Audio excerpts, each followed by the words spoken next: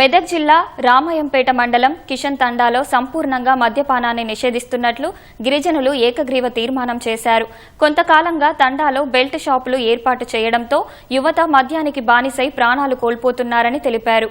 యువకులు ఎలాంటి పనులు చేయకుండా మద్యానికి బానిసై తరచూ గొడవలు చేస్తున్నారని తెలిపారు.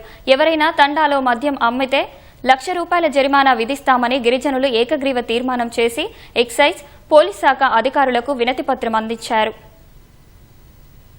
మందు అమ్మటం వల్ల మందుకు అందరు చాలా బానిస అవుతారు. పైసలు లేకుండా మరి అప్పు తీసి మందు దాగుతారు. రోడ్ల మీద ప్రతి పలువురు మందు దాగని ఖర్చు స్పీడ్ లో అడ్డగోలుగా వెళ్తుండడం వల్ల పిల్లలకు పక్కన చాలా డిస్టర్బెన్స్ అవుతుంది. తాగినది కాక ఆడ గలీజ్ గా మాటలు మాట్లాడటం, మళ్ళీ ఏదో చేయటం పక్క ఉన్న ఫ్యామిలీ వాళ్ళకు చాలా డిస్టర్బెన్స్ అవుతుంది. దీనివల్ల మాకు కూడా ఏం మంచిగా అనిపిస్తలేదు. మాకు ఈ వైన్స్ ఎక్కడికైనా క్లోజ్ చేయాలని ఎస్ఐ గారికి అని ఎక్సైజ్ గారికి మేము కోరుకుంటున్నాం. తండా ప్రజలమే కలిసి చిన్నోళ్ళు పెద్దోళ్ళు గ్రామ యూత్ అనే కొద్ది రోజులుగా కంపల్సరీ బంద్ చేయాలనే ఆలోచనతో గ్రామ పంచాయతీ పెద్దల సమక్షంలో 2 దుకాణాలు ఉండే 2 దుకాణాలు బంద్ చేయాలని తీర్మానించడం జరిగింది.